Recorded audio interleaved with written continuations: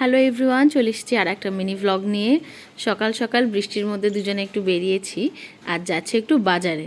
তার আগে একটু পেট্রোল পাম্পে এসেছি, একটু তেল তুলতে হবে। শুধু আমরা খেলে হবে, গাড়িকেও তো একটু খাওয়াতে হবে। তারপর চলে গেলাম মাংসের দোকান। রাতে আজকে চিকেন হবে, তাই চিকেনটা প্রথমে নিয়ে নিলাম।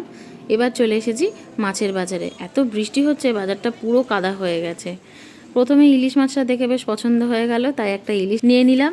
সারাদিন এখন বৃষ্টি পড়ছে, বেশ সুন্দর বর্ষার ওয়েদার পড়েছে। এইরকম ওয়েদারেই তো ইলিশ মাছটা খেতে বেশি ভালো লাগে। আর আজকে মাছটা খুব সুন্দর খেতে ছিল।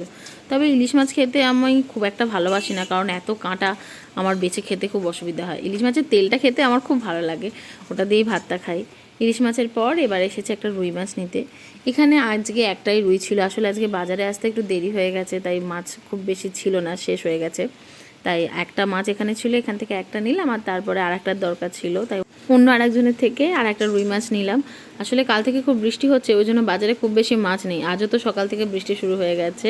তারপর একটু চারা মাছ নিলাম। আজ বাজারে গিয়ে একটু ঝিনুক দেখতে পেয়েছি, তাই একটু ঝিনুকও নিয়ে নিয়েছি। ঝিনুক খেতে আমার বেশ ভালো লাগে। আজকের মতো বাজার করা শেষ, এবার চললাম বাড়ির পথে। টাটা।